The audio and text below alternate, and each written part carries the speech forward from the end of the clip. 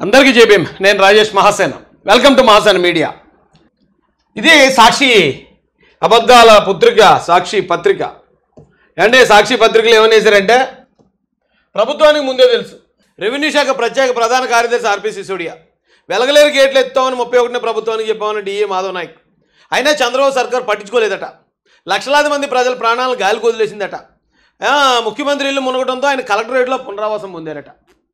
అసలు నాకు అనిపిస్తుందండి, ఒకసారి రాయేష్ తిడతాడు, వాళ్ళని ఎలా అంటాడు, వీళ్ళని ఎలా అంటాడు అంటారు కొంతమంది నన్ను. కానీ ఇలాంటి వాళ్ళ విషయంలో మరి అలా మాట్లాడకపోతే ఏం చేస్తామండి? ముఖ్యమంత్రి ఇల్లు మునగడంతో ఆయన కలెక్టరేట్లో పునరావాసం పొందారటండి. నారా చంద్రబాబు నాయుడు గారు వరద బాధితుడటండి.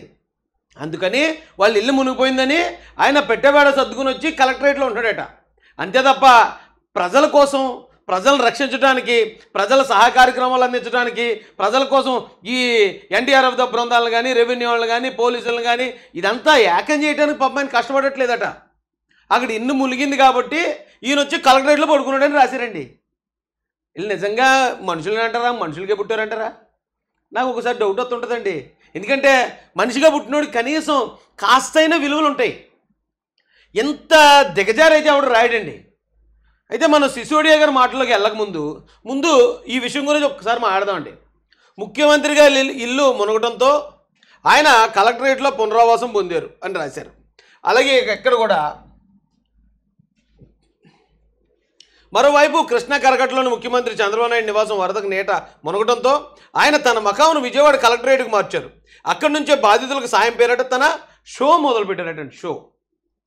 అయితే ఈ విషయం గురించి సాక్ష్యం చెప్పడానికి ఒక పారిశ్రామికవేత్త మన మధ్యలో ఉన్నారండి. ఆ పారిశ్రామిక అంటే ఆయన ఏ పార్టీకి చెందిన వ్యక్తి కాదు. ఒకవేళ టీడీపీ సానుభూతిపరుడో, జనసేన సానుభూతిపరుడో, మరొకరు అయితే ఒక చంద్రబాబు నాయుడు గారికి అనుకూలంగా చెప్పారు అనుకోవచ్చు. కానీ ఆయన ఒక న్యూట్రల్ పారిశ్రామికవేత్త, మనందరికీ తెలిసిన వ్యక్తి.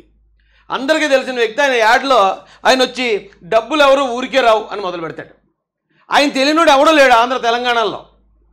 ఆయన వచ్చి చెప్తున్నారండి. నేను కూడా చెప్పను చంద్రబాబు నాయుడు గారు ఏం చేశారు ఏంటి అనేది, నేను చెప్పను. ఆయన మాటల్లో మీకు చూపిస్తాను, ఒకసారి చూడండి. ఈయన తన కష్టార్జితం, తన వ్యాపారంలో వచ్చిన లాభాల నుంచి ₹1 కోటి ఇచ్చేటండి. జగన్ కన్నా 100 రెట్లు బెస్ట్ ఇతను. ఆయన ఏమంటాడు ఒకసారి విందాం. ఖర్చు పెట్టవద్దనే కానీ ఇలాంటి టైంలో మనం నిలబడలేదంటే అది డబ్బులు సంపాదించేది వేస్ట్.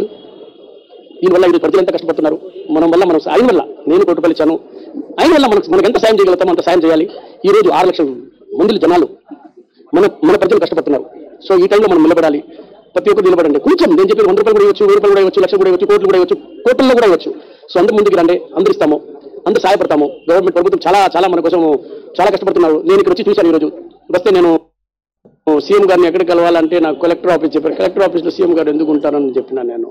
సీఎం గారు వచ్చేసి వాళ్ళ ఆఫీస్లో ఉంటారు కదా అన్నాను. లేదండి వాళ్ళు అక్కడే ఉన్నారని. ఇక్కడ వచ్చేసి చూస్తే క్యారవాన్ బస్సు ఉంది, సార్ని ఎక్కడ కలవాలంటే బస్సులోనే ఉంటున్నారు.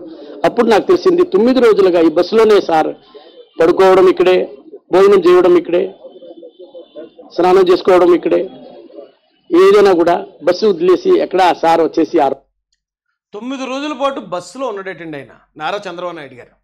ఇది ఆ పార్టీ వాళ్ళు ఈ పార్టీ వాళ్ళు చెప్పింది కాదండి. ఒక న్యూట్రల్ వ్యక్తి, ఒక పారిశ్రామికవేత్త చెప్తున్నాడు. ఆయన కళ్ళారా చూసింది. 9 రోజుల పాటు క్యారవాన్లో ఒక్క బస్సులో ఉంటున్నాడు ఆయన.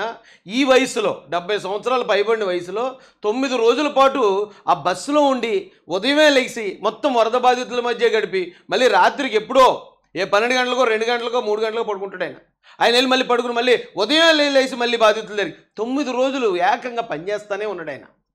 జగన్ రెడ్డి ఒక్క రోజు వచ్చి బురద జల్లేసి ఈ వరదల కారణం చంద్రబాబు నాయుడే, ఇక్కడ పలానా వాళ్ళకి అందట్లేదు లేదా అదేదో చేయలేదని 2-3 ఆరోపణలు చేసేసి శుభ్రంగా ఇంటికి వెళ్ళి దుప్పటి కప్పుకుని తొంగున్నాడు.